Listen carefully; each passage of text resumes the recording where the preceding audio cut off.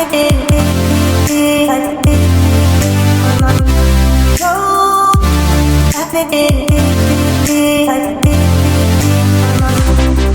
has the biggest penis?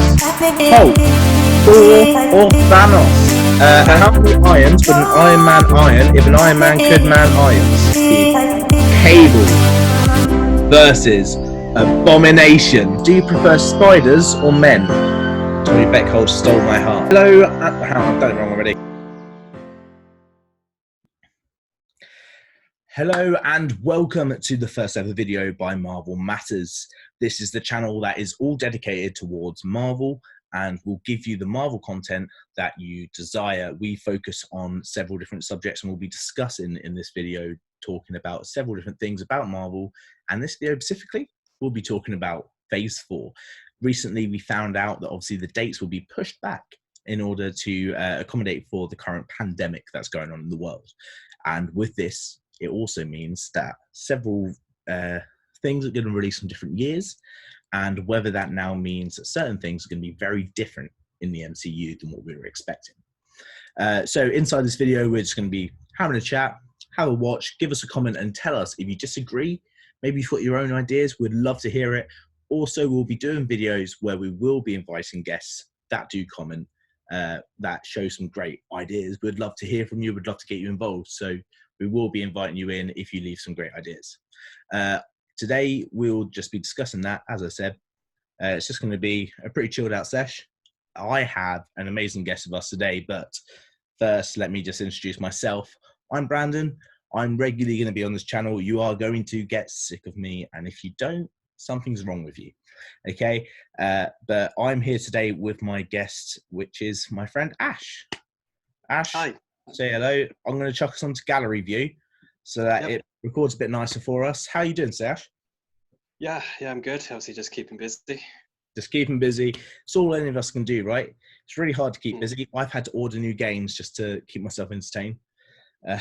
Start a new YouTube channel just to get me entertained. Brilliant. So, Ash, let's start talking. Phase 4. Obviously, the date's been pushed back by one for all of the films. Currently, we don't have any information about Disney Plus. However, we know that Black Widow is going to get released now in November rather than doing the video on demand service. And we know several other things. Everything's been pushed back one. And it means that Thor: Love and Thunder is going to get released in 2022. How do you feel about, obviously, the pushback compared to the video on demand option? Well, I was kind of expecting it really with the whole COVID-19 release, the whole isolation process, because the cinema's not working, then no one's going to be going there to see them. So things will have to be pushed back. But I'm actually quite excited to be able to watch Thor: Love and Thunder when it comes out, and that'll be really good. I'm really looking forward to it, and I think Disney are doing the best they can with what they've got, like any of us are doing at the moment. So, yeah. Very, very true. Obviously, there's a lot of us that are just trying to wing what we can get. So I'm going to start this conversation on the idea of obviously the video on demand. I think it was a great idea to do. They've just launched their new subscription service. They've got loads of fresh content. Don't get me wrong. Obviously, we've got Mandalorian. We've got High School Musical, the series, which is a mouthful. And obviously, we've got loads of Disney Plus content coming. I thought that doing it on your video demand service to release Black Widow would have been a great idea, because it's not a film that I think would have done blockbuster numbers in the cinemas, but I think it would have been a big enough appeal to get more subscriptions for their service. What's your opinion on it? Yeah, I mean, they should have taken the target market where they can get it. I mean, if the Disney Plus service came out, obviously it came out in March, end of March, so they should definitely mean, okay, you can't release a film in the cinemas, but you can still kind of make profit from that with the subscriptions to Disney Plus, and it opens up a lot more bonus features as well. Like you could see all the deleted scenes from Endgame that haven't been released in the US or UK. And that's obviously a bonus. And if they released a new one of their latest films that they were going to release at the time in cinemas on Disney Plus, it will entice more people to subscribe to obviously the streaming site, and then they're still making their revenue. Straight up, I completely agree. Something that I've been quite not annoyed but upset about is the fact that they've had this opportunity where they could be releasing new content right now when everyone's in lockdown. Everyone's going to watch it. Like, you've got a brand new subscription service. You put Black Widow on there, or even if they didn't delay Falcon Winter Soldier, obviously there's reasons, and we'll talk about that later. But if they had released something to do with Marvel right now, it was guaranteed numbers, guaranteed subscriptions, and it was guaranteed money. And I believe that Disney Plus is going to be the big money revenue for Disney, obviously, other than their cinema blockbusters. And unless you know a film's definitely going to be a blockbuster, for example, Doctor Strange, guaranteed blockbuster, Spider-Man, guaranteed blockbuster, and in my opinion, Thor, guaranteed blockbuster. I don't think Shang-Chi was a guaranteed one. I think it probably could have done well, especially in the Asian market. But I don't think it was a guaranteed blockbuster. It was an unproven property, right? I think Black Widow is the exact same. It was money to be made. They could have really advertised their service. It would have got more people on there earlier, ready for when they do release their series. And like you said, the deleted scenes, I was really worried because there was a limited number of the Infinity Saga box sets they released. And in that box set, they had, like, obviously all of their films, but also all the deleted scenes. And I really want to see these deleted scenes, and they've got them now on Disney Plus. It's a great idea. It's led to loads more subscriptions, I'm sure. As soon as I saw it, I was like, yep, you can take my money now. I wasn't sure on Disney Plus. I saw that. I wanted it. So I think it was a great idea, but they've not executed it. I don't think Netflix has executed it either. I think that they should have released all of their new content for the foreseeable future until like Christmas time, or anything that's specifically dated, like Thanksgiving or something like that, Halloween, anything like that. Keep back, but the rest of it, chuck on there now. People aren't going to want to watch the shows. Quite frankly, once lockdown's over, everyone's going to want to go off and be outside. Like, I know personally, I want to go to the park and have a picnic. I want to go to the pub and have a beer. And I want to go out to a restaurant and just have a nice meal out somewhere. And that's going to impact on me watching these shows online, right? And so I don't think it was necessarily a great idea for people to not be releasing their content very, very quickly right now. It's guaranteed numbers where everyone's inside. They'll be like, okay, let's just give this a go. And I think Disney Plus missed out on that. However, Disney are a proven commodity. And so there's every chance that actually this is going to pay out best for them. And I don't think it's our place to question it, but I do think that there was an option that they've missed out on. Yeah, they definitely should have pushed the TV series as closer whilst they have the time to do so. This is kind of the prime moment for most people, including other YouTube stars, as well as anything you can do with based on watching streaming channels, streaming sites, TV in general. Obviously, because there's not much you can do. You're only allowed to go out once a day anyway. Well, one exercise and then shopping or essentials. So I think they really missed the chance with that. And I know they're trying to delay it and build up the tension, build up the hype. But yeah, they did kind of miss out on that kind of business tactic right there. But speaking of beer, I'm just gonna take a swig of my own. It's all right. I'm also drinking. I put it in a water bottle because I don't trust me not to spill it. But we're both drinking, so eventually our slurs are going to end up leading into rants. But I fully agree. I think the best way we can go forward talking about this, though, is to go through the timeline, and that means going straight to Black Widow. They said that some people said, obviously, this is like a controversial thing. Nothing's been released officially, but some people have said that Black Widow wasn't meant to mess with the timeline at all. Whereas the Russo brothers, I believe, have said that it's going to change the way you watched Infinity War and Endgame. And so there's speculation about whether it's not Black Widow. Maybe it's a Black Widow because of the Red Room actually was designed to create Black Widows.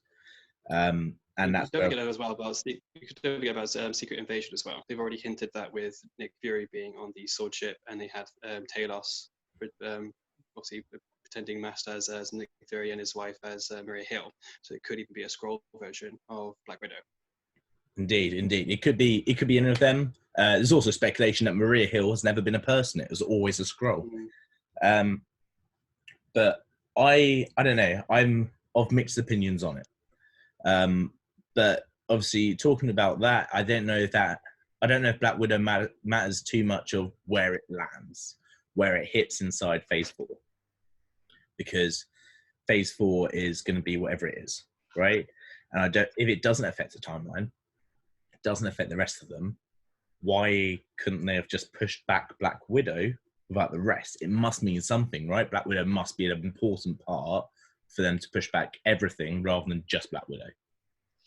Yeah, there must be some references, Easter eggs, or something that will kind of lead on to what's happening with Phase 4. Even if, I mean, obviously we have the end of credit scenes that you get with every Marvel film, but there's definitely going to be, I think there's going to be something within the film as well to kind of like,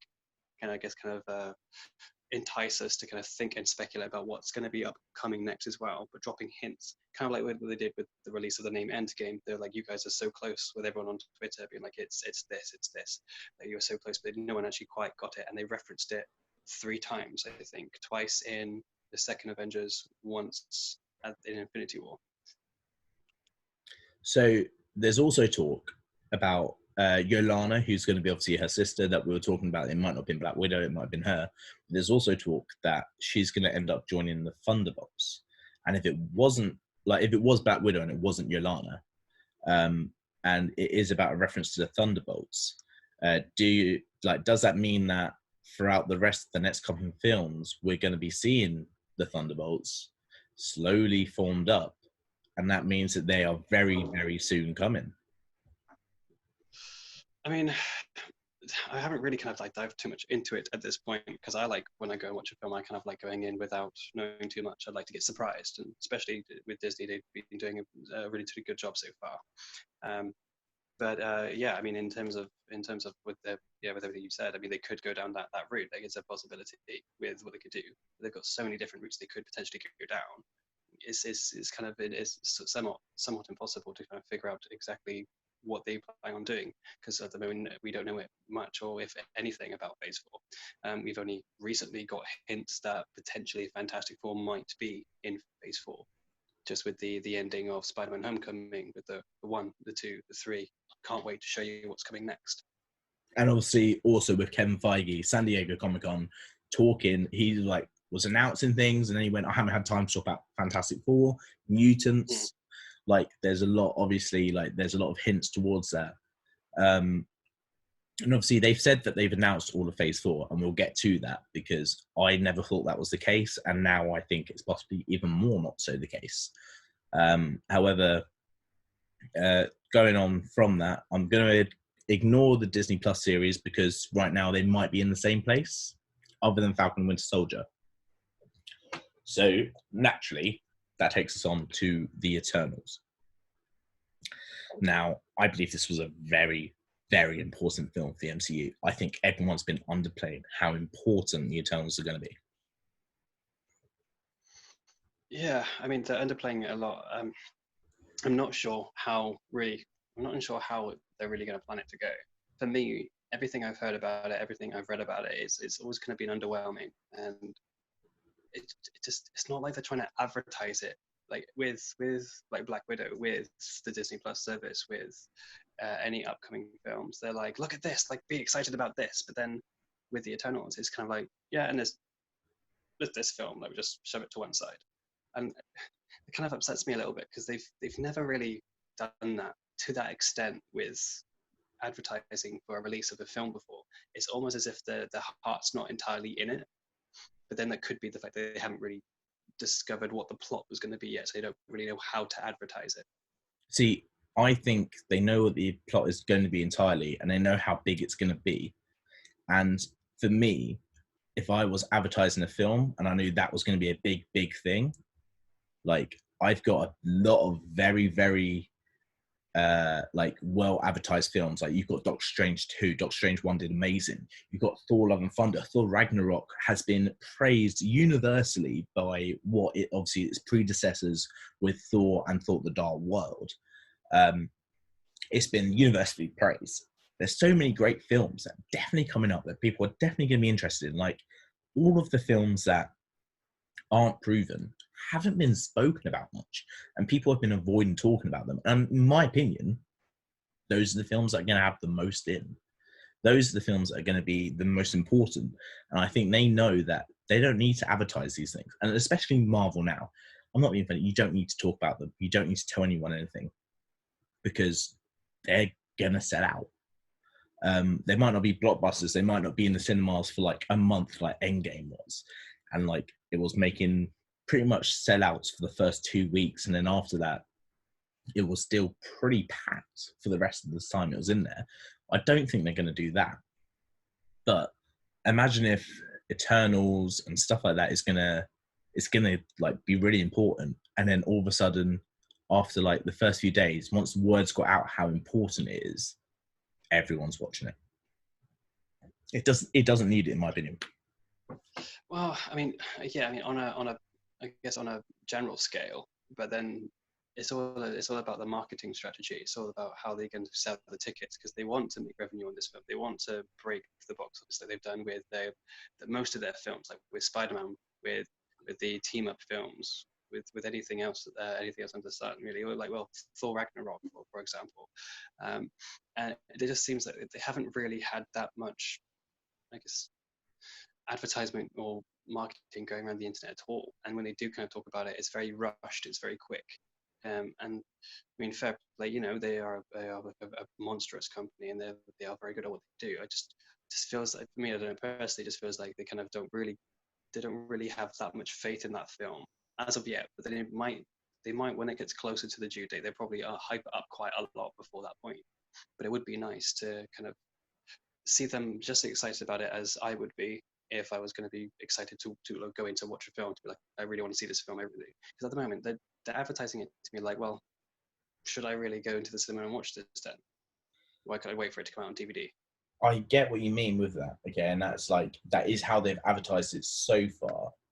But it's bound to be important for anyone that knows the comics, right? We've got Black Knight, and Black Knight is a phenomenal character that we see so much throughout the MCU comics. That when he comes through, Dane Whitman, obviously as the man of the hour, Kit Harington, he 100% has the potential to absolutely break the box office. And I think this film is going to be one that no one goes in thinking it's going to break the box office. I think it's going to make $1 billion. I think it's going to be like Captain Marvel broke $1 billion, Black Panther broke $1 billion. I think Eternals is going to do the same. I don't think they've advertised it yet, but when it, I mean, right they've got a lot of high list celebrities that are in it, like you know, like Angelina Jolie. Thank you. I'm completely blanking on names for a second. But yeah, like big A-list celebrities, and I think they're maybe relying on the names themselves to kind of give the hype or give the advertisement.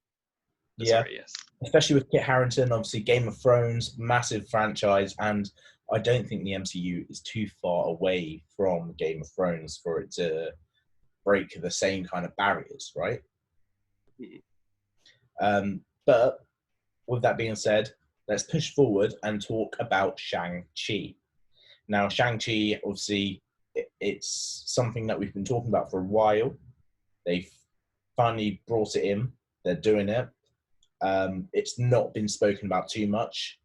I don't think they know too much what they're going to be doing around certain things, but they know the main story, the main what's going to happen, and I'm very certain it's been confirmed. It might not have been confirmed. If not, I'm very, very sure it's going to happen. We finally get to see the real Mandarin. Yes, I was about to say that too. Yes, I've heard that they put the real Mandarin, or they're going to put the real Mandarin inside of it because it's about the legend of the 9 rings, 10 rings, 10 rings. And so he's in charge of that, and he's the kind of the head honcho, to say. So yes, if he's not going to be actually in it, at least they should have like a post-credit scene leading up to another film where he will be coming into the MCU properly, officially, but still being played by Ben Kingsley, the original actor that played Trevor. Okay. Yeah. I mean, like on the spin-off, the Disney spin-offs they had after Iron Man 2, it was the same actor in the same dress-up, but in prison, mocking, again, annoyed at the fact that they've disgraced his name in such a minuscule scale, did his understanding. And if he would have done it, he would have been a lot more aggressive and a lot more. He's quite annoyed they got a floppy actor just to put on this persona of him. and I think he's going to come back. He's going to come back big for revenge. Yeah, I don't know if we saw him in Iron Man 2. Like, that's not in the top of my memory. It was like a short they released after the film. It was I'm not sure if they released it online or if it was just on Disney. I don't actually recall, but it was just like a short, so only about 15 minutes, 10-15 minutes long. Okay, I'll definitely go and give that a look if I can find it. But as far as I'm aware, I've not seen that. But in my opinion, the big talking point about Shang-Chi is there's a tournament of death going on. That is, like, it was very heavily rumored and has since been said, like, with what they're bringing in, this is what's happening. And I think the most exciting prospect, and I'm going to talk about this in a later video that I'm going to be releasing regularly, called Rogue Theory, very much named after New Rockstars, big fan of their YouTube channel. But I'm pretty sure this is the perfect place to introduce the new Iron Fist. Iron Fist had to obviously compete in the tournament to get his Iron Fist powers. Is this where we see either a different version of Iron Fist or the official MCU and supposed recast of Danny Rand? I mean, I think so. I mean, so because some actors that were in the Netflix TV series of some Marvel films, they've come over and they're playing different roles, and I would like to see the fact that, because this obviously what we're seeing is Earth 199999. Maybe the Marvel TV series could be a completely different parallel Earth. Obviously, they're already talking about the multiverse theory anyway when they introduced Doctor Strange. So I think that would be quite an interesting plot to go along, and I would really be happy to see it. I mean, watching the Netflix seasons, the series didn't really enjoy them too much. The end of Iron Fist, it wasn't really thrilling, and it was very slow paced. And I think if they bring him into the MCU, they're giving more of a backstory, more of a storyline, and I'm actually really excited to see them if that's what they're going to do. Would you, obviously we both said that we think this is where they bring in either a new or current Iron Fist. Would you introduce the rest of the Defenders as we know them on Netflix, not in the comics, because obviously that's led by Doctor Strange in the comics? Would you introduce the rest of the Defenders with Iron Fist in this film, or would you separate their introductions throughout the MCU films and Disney Plus series? I think it would be better to separate them. You don't want to kind of go through a Suicide Squad scenario where you have too little time to go through each individual backstory, or even just skip it entirely, and you lose the attraction of the audience if you do that. Definitely keep with the chemical storyline equation they've got going on. Introduce them bit by bit. They don't have to be main characters, but they can be B characters, and just keep it going. And then eventually they can then have their own kind of B-list film in between their main storyline, as, oh yeah, let's do a Defenders film now whilst we wait for the big end of this phase film, kind of like they did with Ant-Man and the Wasp after Infinity War. Yeah. So talking about the Defenders, I think it's only right that we do push back Doctor Strange past Spider-Man 3, just because right now that is the release dates that are on there. Spider-Man is due to stay on its same release date. And with that, does that mean in Spider-Man 3 we could get Daredevil as his lawyer? Yes, I really hope they do, and I really hope it's still played by the English actor that played him in the Marvel season. I really want Murdoch to come in, especially with as Spider-Man's lawyer. It's rumored that would. Yes, and I mean, that would make my day if I knew that they were doing that, especially if they obviously did it well. That would absolutely be brilliant. Yeah.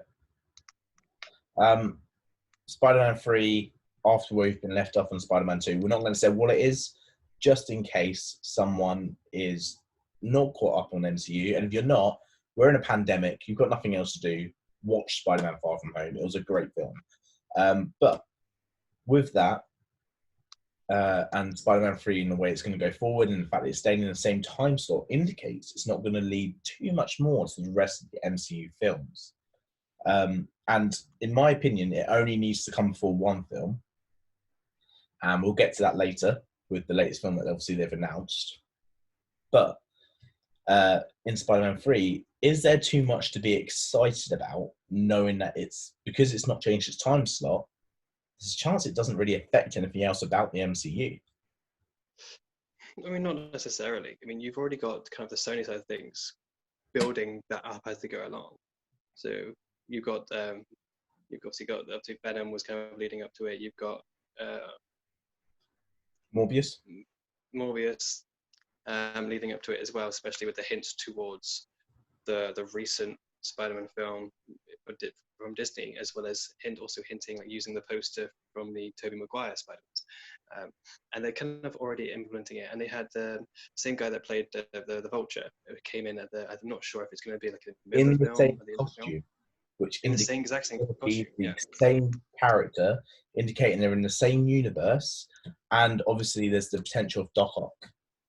Yes, and I think they'll be leading up to something with obviously not just the Sony side, but also leading up stuff with the Marvel side too. So they have plenty of films with the Sony side and Marvel side to build up what they want to do with Spider-Man. So I don't think they'll need to spend too much time in the film bringing things in. They can still hint at things in all films.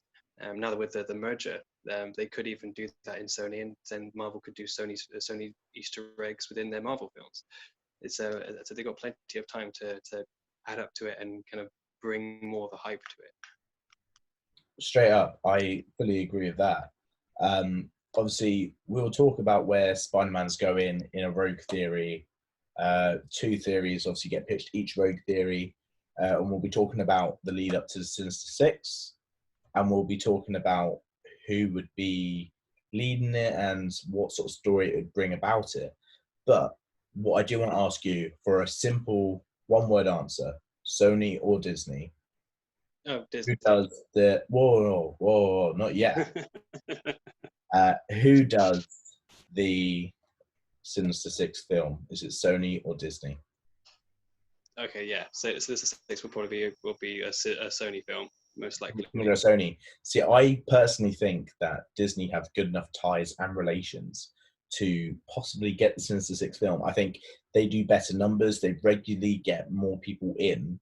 And for Sony, it makes sense for them to let the Sinister Six film happen by Marvel so they can capitalize on each character in a solo film on their channel.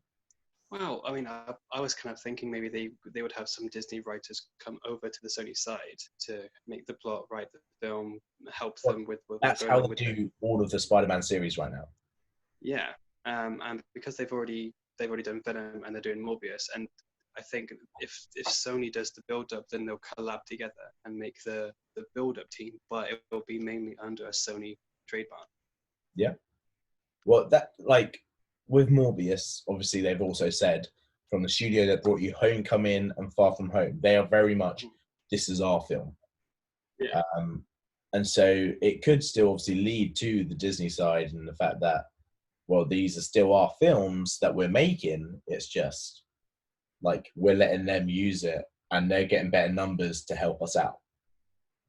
Absolutely. I mean, they're trying to follow in with their agreement with the contract that they've made. So obviously they're sharing everything. They're sharing the characters. They're trying to keep peace. So they're not going to be rivals anymore. And I think that was brilliant. And I've always wanted that from as soon as they had the split in the start.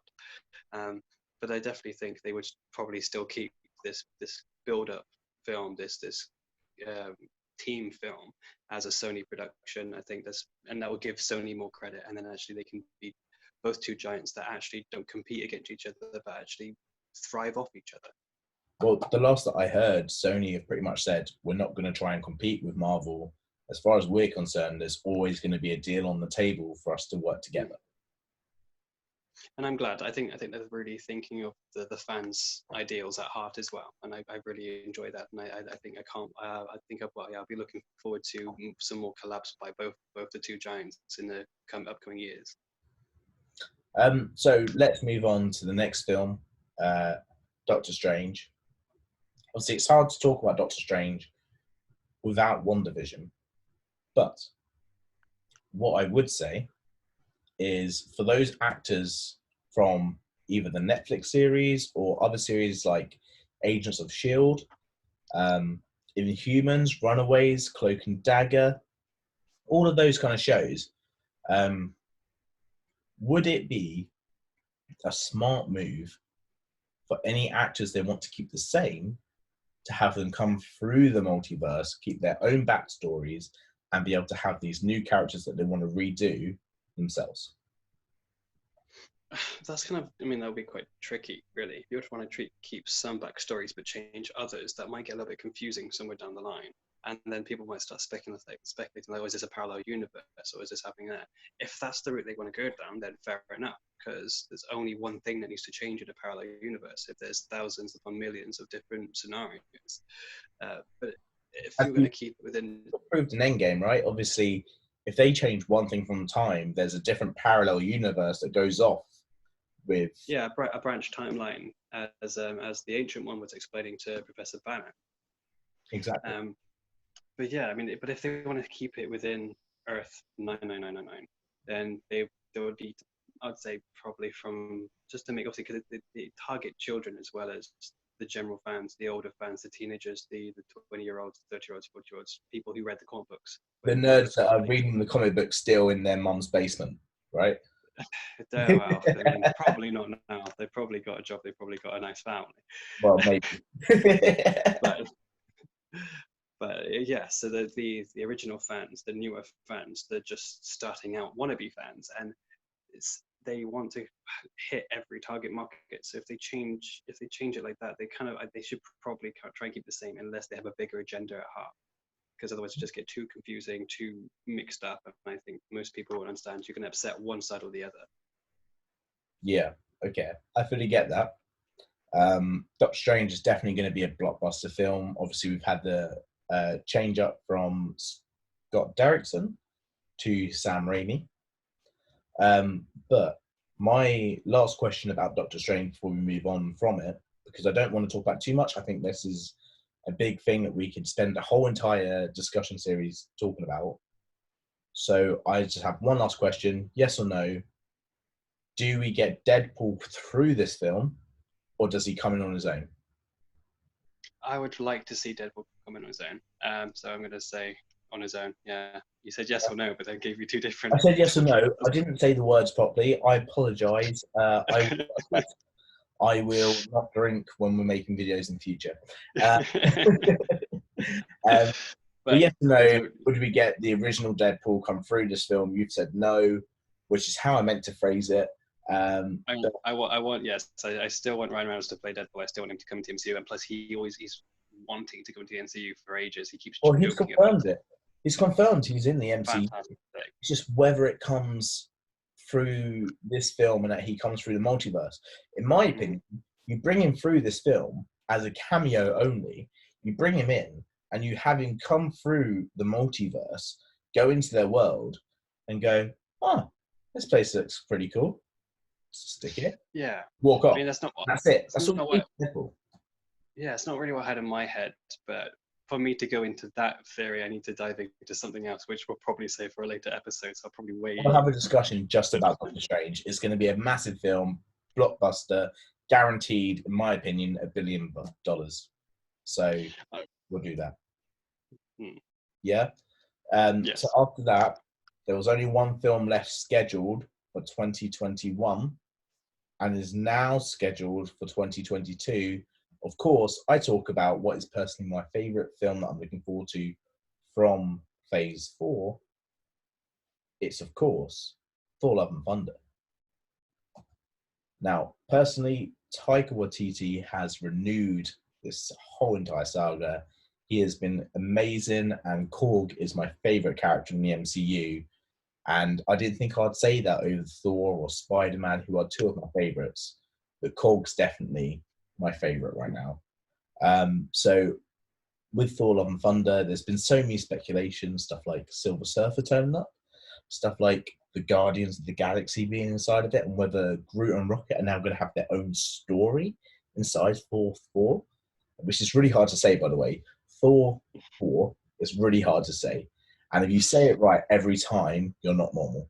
But I think personally, inside Thor: Love and Thunder, a lot of the stuff that's been speculated makes sense to happen.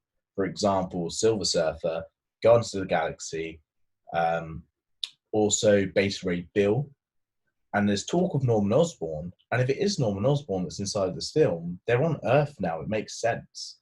Like, we no longer have Asgard because of Ragnarok. So we have this reason why it might happen. Yeah. Yes, and then obviously it's already been confirmed that Jane is going to be female Thor. She's going to have Lady the power Thor, of Lady Thor. yeah, Lady Thor. She's going to have obviously his power, and I think like she holds Mjolnir as well. So Wield Mjolnir, Mjolnir must not holds. Hold is the wrong word. well, Wield. wields fine, wields, but you have to think: is that going to be the Mjolnir from the past, or because his original Mjolnir got shattered to pieces by Hela? Do we get a new Mjolnir from Doctor Strange? Maybe, potentially, hopefully. I mean, parallel Imagine, universe and everything. imagine if WandaVision leads to Doctor Strange and like there's all these rifts open in the multiverse, and Thor happens to just have his hand out one time, and then Mjolnir from a different parallel universe just flies through. Literally, that'd be such a good Easter egg as well. It's just you happen to see it flying through in the back of a video, like a screen, like that you see, and then a random thing, and he goes, "Oh, well, that's weird."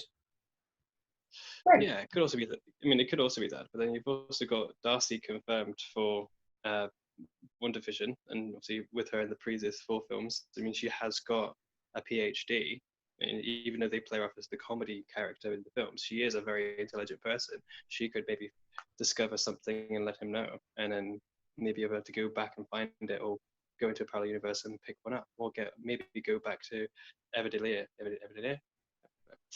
and make it forge another one. Well, what if though? Because we saw Steve Rogers was meant to take Mjolnir back. What if he didn't deliver Mjolnir? What if Mjolnir never went back to Thor? There's a different parallel universe where he had to go and get Stormbreaker early, and Captain Rogers still has Mjolnir, and he just ends up giving it back when Thor finds out. We could see that in Falcon and Winter Soldier. We could see that he still has it, that he's kept it even though he wasn't meant to, because all characters have a certain level of self-interest, right? Yeah, I mean, and we already see that from the end of Endgame anyway. Like, he doesn't come back; he stays to live with Peggy Carter for the rest of his life. So that was his own selfish but personal reasons not to come back, and potentially that He willed itself Mjolnir could have. after that. Yeah, I mean, the fact that Cap didn't come back could potentially create its own branch timeline in itself. So maybe that branch timeline could have resulted in Thor being able to have Mjolnir again. Well, obviously, I don't think Captain America being alive and living through it would change Hela breaking Thor. Like his. Well, no, but if he didn't give, as you said, if he put all the Infinity Stones back and he had Mjolnir with him, but then thought, you know what, I'm just going to settle down. He still got it on him. He still Yeah. got it kept up. He probably gave it to Shield or Sword or somewhere locked up in a high tech facility somewhere. Yeah, that's obviously all possible. What do you think so far out of what we know for sure is Phase 4 films is going to be the biggest of them all? I'm not sure. I'm not sure about biggest, but for me, the one I'm most looking forward to would probably be the next Black Panther film that we do. Just really want to see. That's not on the original Phase 4. We need Ah, original Phase 4, San Diego Comic Con announcement, Phase 4. What one? I mean, look, Thor: Love and Thunder. I mean, Thor's always been one of my favorite characters, so probably looking forward to that most of all. I mean, I can't really root for Iron Man anymore. He's dead. So I'm most looking forward to Thor: Love and Thunder, but I have a feeling that Eternals is going to be the biggest film out of them all. Think about it, right? The Yeah. Eternals are massive characters that we've not seen up until now. There must be some amazing story that they've got as to why we've not seen them so far, but we're going to. And they're going to be big characters going forward because of how important they are. They've been made by the Celestials that basically created our world, our existence as we know it.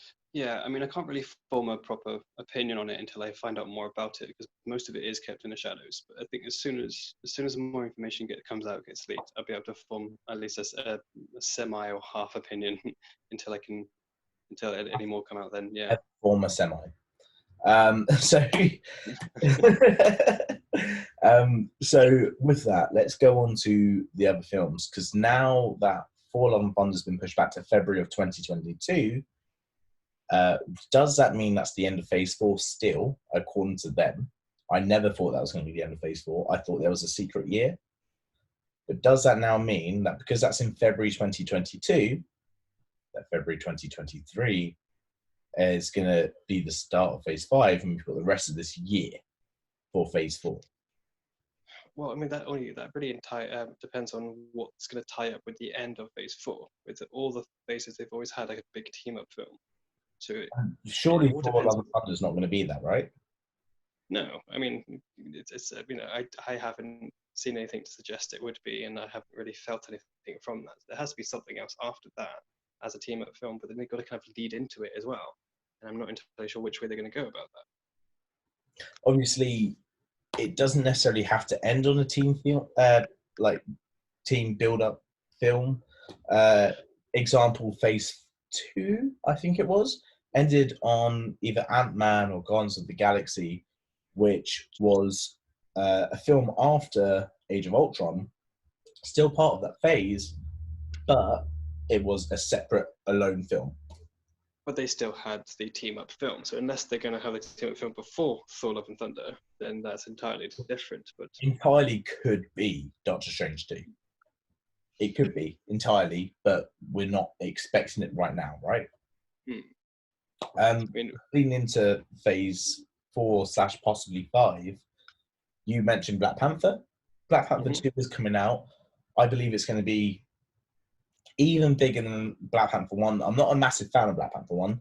I think it was very much a token film of look at how many black actors we can get in one film rather than look at this great story. And I enjoyed the story, but I don't think it's as good as people accredit it to. But I do think that Black Panther 2 is going to be big. And that's mainly because of who I think the villain in that film is going to be. Yes, I mean, I would like to see. I mean, I haven't looked too much into the villain of the film because it's one of the films I'm really excited to see. I tend not to do research on it. I want to walk in there with a fresh mind. I kind of want to watch it and get surprised when I see it. Well, I'm going to ruin your life now because I'm going to tell you the two main rumoured villains, and that is Doctor Doom, or my personal choice, Namor the Submariner. Okay. I mean, I've always been a mutant Fantastic Four person at heart, so for me it would probably be Doctor Doom if that was the case. So apparently the title is going to be 7 letters. So people are saying it might be Doomsday, or Doomday, whatever. My personal opinion, I think it's going to be 2 kings, and that would be Namor, the king of Atlantis, and T'Challa, who's the king of Wakanda, or Black Panther. So I think it's going to be the battle between them. It links into Endgame. It even links back into the original Iron Man that had a bunch of Namor references. Obviously, Namor's a Universal character still. Very much don't know what's going on with that. There was rumours that the Hulk had been purchased by Disney from Universal. In my opinion, there was a secret deal, and that's why this got leaked about Namor only rather than Hulk. And if that happened, it would make sense of why everyone went, oh, the Hulk's been sold, and then they were like, no, it's not. Because actually they were going for a different thing by the same studio, and everyone went for Hulk because he's already been seen rather than the new character. So if Namor is in it, I think it's going to be a massive deal. And with Chadwick Boseman possibly leaving, apparently he's leaving soon. Wasn't a massive fan of how a small role he played in Infinity War and Endgame after $1 billion on his solo film. Why wouldn't you use him bigger? I understand his point. At the same time, it was a team-up film. It was about Iron Man. It was like Iron Man's leaving, you've got time to do more in the MCU. So in my opinion, yeah, I kind of understand their point and his. And if he's leaving, does this leave an opening for Namor to become the leader of Wakanda? I mean, yeah, it could potentially leave a slot open for Willie Moore to yeah take over Wakanda. Um, Going back to what you said about that Hulk, obviously we already understand that Hulk can't do well as a solo film, but it's very good in like as a B character film. So like I when he was in I Ragnarok. disagree personally. I think so far we've seen that, but with the current Hulk in the way that he is, like, could you seriously tell me that you wouldn't be interested in watching Smart Hulk slowly deteriorate into World War Hulk and have his own film? Yes, that would be good. That would actually be like a good film that I would yeah potentially want to watch too. But it's I mean I was Potentially, on I'd about be all over it. I was on about the beginning of the story arc. Like you couldn't just throw Bruce Banner, Mark Ruffalo Hulk into a solo film. Like, they did it right by using the Edward Norton film and then bringing it in to the MCU because they already had Robert Downey Jr. at the end post credit scene of that. It was just obviously a shame with the legal differences that they had between Edward Norton and the directors and producers. But But it's worked out really it was well. Mark Ruffalo is a great Hulk. he's a fantastic Hulk, and yeah, I think definitely Edward Norton missed out on the chance to ream in on the money. Do you think he would have made the same decision if he knew how big the MCU would be now? I mean, the way he left it was a bit unprofessional, we shall say. Let's be politically correct here, Ash. Well, we have been influenced by alcohol, so I don't really want to start swearing down the camera. Oh, beer talk, Ash. But yes, I think he definitely missed an opportunity, and I think when he realized it, I think he probably should have realized he should have stayed. Mm. But that being said, I didn't like the way Edward Norton portrayed Dr. Banner. It just wasn't entirely there. I do prefer Mark Ruffalo, and I do think Mark Ruffalo was born to play that role. It's I agree. just perfect for him. I've seen him in other films, and I look at him and I'm going, "Man, you're Hulk. Like this guy's Well, bugging you off, man. Just go green." well, yes, it was not that long ago. I was watching 13 going on 30 with my partner, and I was just like, wait a minute, that's Hulk. What's he doing in there? So obviously we've talked about Black Panther a lot. I'm going to move on very quickly to the film they've announced, and that's Captain Marvel 2. Now, Captain Marvel 2, I believe, is going to be the team-up film. I believe it's going to be Secret Invasion. I believe that's where we're going to see all these characters come in. It's been set up very well at the end of Phase 3, going into Phase 4 with Nick Fury not being Nick Fury, it's Talos. What's your opinion? I would, yes, definitely. I agree with that being Secret Wars, Secret Invasion. Definitely a story arc I want them to go down, especially with the Captain Marvel second film. And I think it'd be absolutely brilliant because if they can make some of the team roster scrolls as well, and then Captain Marvel will have to try and differentiate between her allies and her enemies. What if Captain Marvel's a Skrull? What if Captain Marvel's a scroll, then she would be able to have her blasters for one thing.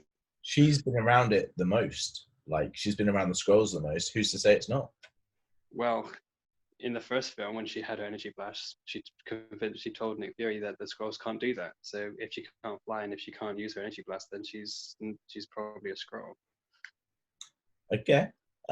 So with Captain Marvel 2, with all these crossovers and obviously what we're hoping is going to be the team-up film, does that leave way for new characters, or would you like to just see established characters in a team-up film?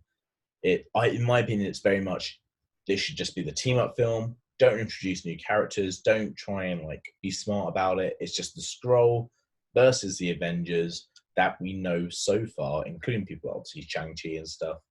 And I think you also still leave out Ant-Man. I would really like to see Nova at their debut in that film. I don't know what it is. I know I know that they filmed Captain Marvel after Endgame, but they got released in a different order. But I really want to see Nova debut in Captain Marvel 2. Did you hear about the original Infinity War and Endgame wasn't meant to be Thanos's or Iron Man's film? It was meant to be Nova's. Yes, and everyone there's like little comic hints that the brothers have had on Twitter where they've kind of said if you look closely, you can see Nova, and you look, you can't. That's because he's So, so good. Yes, but that was kind of like their tongue-in-cheek way of being like he was meant to be in the film, but we didn't put him in. Yeah. But yes, and I really hope obviously they're already planning to do a Nova film anyway. Plus, you've already had Easter eggs from Eric Solvik in Dark World talking about Schrodinger's cat. You've had another reference, which now I'm blanking on, in one of the later films, but it kind of all ties into like Nova and the Nova Corps, and I really, really want him to debut in Captain Marvel 2. I'm really looking forward to it. And I think it'd be a good place for him to debut, but instantly you would want to see Captain Marvel versus Nova, and do you want to see that this early? Would you rather wait to give that? And if he comes in on this film and we don't see them two face off, I'm going to feel a little bit let down. But then again, there could be like a build-up. That could be like, we've got it, but wait, not quite yet. I mean, I don't know. Personally, for me, that's kind of what I want to see. Maybe other people have a different opinion. They probably will do. But for me, I just say, yeah, I think Nova should be not in the same scene as Captain Marvel. Maybe what they've done with Infinity War, where they split everyone up into the different storylines, different arcs, whilst in the first film. And would you like to see the idea of they finally have Captain Marvel and Nova face like each other, going, we're going to have to fight now? And then someone else blasts each of them and they have their separate fights. And it's like, oh shit, what would happen if they did have a fight, right?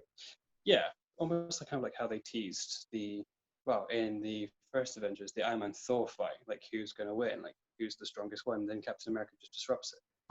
Yeah, that would be a great idea. Now, what I want to really talk about is originally Thor Love and Thunder wasn't going to be in 2022. And with that means that it's taking the space of a different film inside there, because Black Panther was always meant to be in May, which is what still is. It's like kept its release date. It's just that Thor Love and Thunder is taking a different release date. Now, there's been several different rumors about what that film would be. What, in your opinion, is the film that they've now cut from that scene? I really don't know personally. I haven't really put too much thought into that. Well, I'll tell you what I think it was. In my opinion, I think it was Ant-Man. I think it was Ant-Man 3. It's been confirmed to have been happening. They were starting to do production for it. And like the pre-production, like it's still very much in the early phases. But I think it was meant to be Ant-Man. I think it was meant to introduce the Fantastic Four. Okay. Yeah. I mean, that's a solid theory. Yeah. I think they were very much going to go for the idea of Ant-Man in February. Then, and this is the next subject, so I'm just going to bring straight forward, doing the Captain Marvel prequel kind of thing for Fantastic Four in November, and they were going to do that caps off Phase 4, in that the Fantastic Four start, like they end Phase 4, and they start there, yeah? So in my opinion, it was going to be Ant-Man sets up, oh, look, we've got these characters, and then later on we see how they got there, what's happened to them, and then we know they're out, and now we're like, oh, what are they going to do next? In my opinion, they've gone, well, let's just do the prequel, have a post-credit scene, then we can do Ant-Man later and bring them in. So what would you like to see if you could connect the two films? Obviously, Blade's very much rumoured. What would you do? I mean, yeah, I guess something similar on the lines that you just said, really. It's just, making it all flow and all pieced together properly. I mean, I'm not really much of a script writer or a film writer. I'm not even much of a theorist, but definitely, but no, I definitely, so somewhere along those lines. I mean, there's probably one or two things that I may change, but off the top of my head, I can't think. Yeah, that's fair enough. That's absolutely fair enough. But I do believe that's what they were originally going to do, what they probably are going to do now. And obviously, I'm not going to talk too much about Disney Plus series. I think that's definitely got its own merit in the point that we could have a whole video about it, talking about Falcon Winter Soldier, WandaVision, Loki, Hawkeye, What If, Miss Marvel, She-Hulk, the last one being Moon Knight. And obviously, apparently, there's also 2 Disney Plus series that we've not seen. Like, we've not seen announced, but they are in the middle of making or pre-production at least. So obviously, there's a lot going on there, and adding them on to obviously everything that's going on. And like, if we've got these 3 series in 2022, are they going to be joining on 2022? Were they going to, and now they've been pushed back like the films? It's all very much up in the air going on about it. But what I do have to say is, do you now believe that Phase 4 ends on Thor: Love and Thunder, or that it ends at the end of 2022? I'd say it would probably end at the end of 2022. I don't think Thor: Love and Thunder will be the end of Phase 4. I fully agree. I always thought they were going to have like a secret whole year, and they were going to be like, after 1 year, going, "Oh, guys, we've loved Phase 4, so we've decided here's an extra whole year of it." And they add it on last minute. Like, Kevin Feige said that he had Phase 4 and Phase 5 ready. So he decided to only announce what he had because he thought it was enough. He didn't say he decided to announce all of Phase 4 because Phase 4 is enough. He said, I think what we've announced is enough. So do you reckon that is him basically trying to say, this isn't all of Phase 4, and yet others have taken it as such? Oh, yeah, definitely. I mean, the one thing we need to know, and we should already know by now with the Russo brothers and with Feige, is that they hide stuff from us all the time. And they lie. All the time, right? And I have to keep trying to figure it out. I spent hours trying to figure it out. I spend my life watching this. I have other things to do, Ash, and they don't tell me, and it makes me really sad because I have to spend hours watching their bloody Easter eggs. And then I'll have to kind of watch their interviews and deconstruct what they're saying and break it down and watch other YouTubers kind of talk about it and try and figure out what I think is going to happen from it. And it bothers the hell out of me how they're so secretive and so it's one of those annoying things. It fully bothers me, but at the same time, man, their films make it worth it. It does. They do. They do such great films. And I don't think we can deny that every single film that they've got coming up, we are kind of intrigued by every single one, right? Oh, yes, indubitably. Like, Captain Marvel got a lot of criticism, but Captain Marvel 2 being the team-up Secret Invasion storyline, everyone's like, oh, yeah, give me some of that. So I'm really, really looking forward to Phase 4, and I believe all we've talked about today is going to be Phase 4. Yes. That's what I said. I was just checking for you to see that you agree. If you do, there's no more needed. But I think there was a little bit of a delay for a second there. So what I want to know now, Ash, is from everything that we've announced for all of Phase 4, now that we've announced it all, if everything that we've discussed today is true, then what is the film you're most looking forward to in Phase 4? I mean, Doctor Strange. I just really want to see what they're doing with Doctor Strange. So I said earlier on, what's your favourite film of what they've announced? And you went to Black Panther. Yes. Now I've said your favourite film entirely. You've gone for the one that was already announced. Yeah, I know. But I mean, I don't know. I'm really enthusiastic about the films that come through, the heroes themselves, the comic books that go through, and it does change rapidly. But I mean, there's loads of films I really want to see, but it differs from the one I really want to see, the one I'm most excited about, and then the one I think will make the most money. Those are all three different entire films for me. Okay, tell me the three. But so Thor: Love and Thunder, Black Panther, and Doctor Strange. Those were the ones in my head, which is the ones that fell into different categories. That's not to say that I'm not excited to watch them. It's just some rank higher than others. So in your opinion, do you believe, like I do, that all of the recurring characters, other than Black Widow, sorry, other than Black Widow, all of the films that are recurring characters are guaranteed $1 billion? Yeah, I mean, they'll be guaranteed to sell out relatively quickly, and they'll be chock-a-block full, and they will definitely break the box office. Yes. Yeah. So obviously we're talking about, we're talking about Doctor Strange, we're talking about Thor, we're talking about Black Panther, we're talking about Captain Yeah. Marvel. Like Yes. Black Panther and Captain Marvel broke 1 billion, and I believe Doctor Strange 2 is probably going to be the most hyped film about Phase 4. And I think Thor 4, like with Ragnarok doing so well, it's guaranteed to do good numbers, right?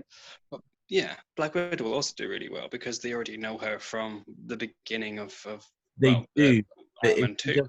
if she doesn't like if she doesn't have in her film anything that changes the timeline and that gets out before certain people go to book their tickets or watch the film, I do believe it's going to hit the box office pretty hard. It needs to be something that changes everything, which is why I think Yolana either joins the Thunderbolts or she does, because like she is Black Widow when she dies in Endgame, and that actually the real Black Widow is still in Russia hiding after Civil War.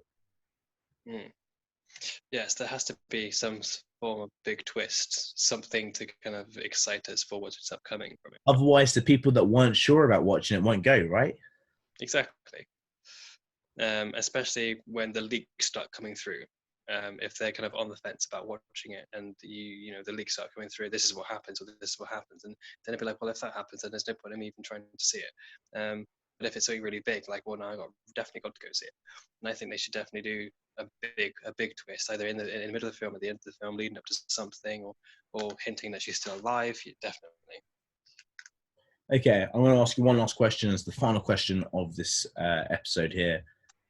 Who is the new character that you're most looking forward to seeing, either already confirmed or rumored or maybe coming in, and just tell me where you think you're going to see them?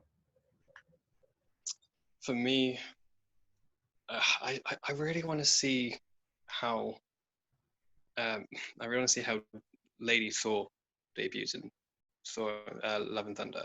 I Yeah. just Natalie Portman. She didn't really have enough screen time in the other 4 films, and even then, she was kind of like a push aside character. She didn't really have much to the story. Even like Dark World, she seemed a bit pathetic. And now they're building up this kind of female superhero roster, and I want to see her have her screen time, how it is to be a hero on her side, and I want to see how Natalie Portman would portray that. Yeah, I fully get that. Personally, I'm really hyped about Namor. Namor's been teased since the first phase in Iron Man. I am fully invested in the idea of Namor. Aquaman broke the box office, and I don't think he's as good as Namor. So if Namor's better, like imagine that, like being better than Aquaman that already broke the box office. Like it's going to be absolutely crazy. But especially as the Marvel counterpart to the DC films, yeah. exactly right. You need to be competing with your competition, which soon I believe we're going to get an Avengers versus the Justice League. It's going to happen eventually. I think Disney's going to buy it, and they're going to be like, "We want you to fight each other." But for now, let's leave it at that. We have spoken for quite a while. Ash, if people wish to get in contact with you over social media, is there any way that you would prefer people to contact you over social media? Yeah, contact me on my Instagram, and then my name is That Guy Ash, and then just send me a message. Drop me any questions or any queries that you want to ask me, and then and I'll answer them back as soon as possible. Or if you If he just want doesn't to, answer you, if he doesn't answer you, then your question was creepy. if with those for those who, if you're watching this in the future or whatever, and you're from the States, then obviously there's a time difference here. But I do work nights, so my phone's always on me anyway. So I get to you when I can. Straight up. So if you want to find Marvel Matters as far as like our channel, majority of the time will be under Marvel Matters 2020, and occasionally will be under Marvel Matters 20 or Marvel Matters in general.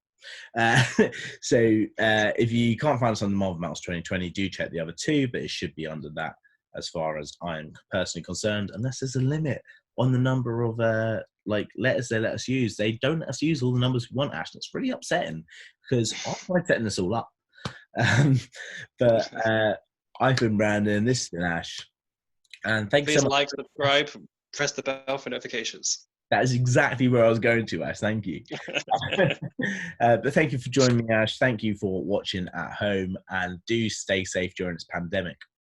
I'm hoping this episode will be released within the next 7 days. We're recording this on Easter Sunday at about midnight because we've been drinking and we were like, let's record one. But it is Easter Sunday still because I've not been to sleep and I refuse to let it be the next day. But do give us a little like if you enjoyed the video. Make sure to subscribe for our regular content. And of course, share us to your friends. Turn on that bell, get notifications. You'll know whenever we talk. If you've enjoyed this, then definitely press that bell. And if you haven't enjoyed this, press the bell and I promise you better content. Because we won't drink in future. We won't drink before videos in future, except the one that we might end up videoing after this. So unless you want us to drink, and if you find this funny, then we'll just keep drinking. Yeah, we will drink as much as you want. We'll drink into oblivion if that's what you guys are for. Okay. But yeah, please do make sure to like, comment, subscribe, tag your friends, share it along. Make sure to build up this channel if you want more content, because the more people that see us, more our ego the living planets go up and up and up.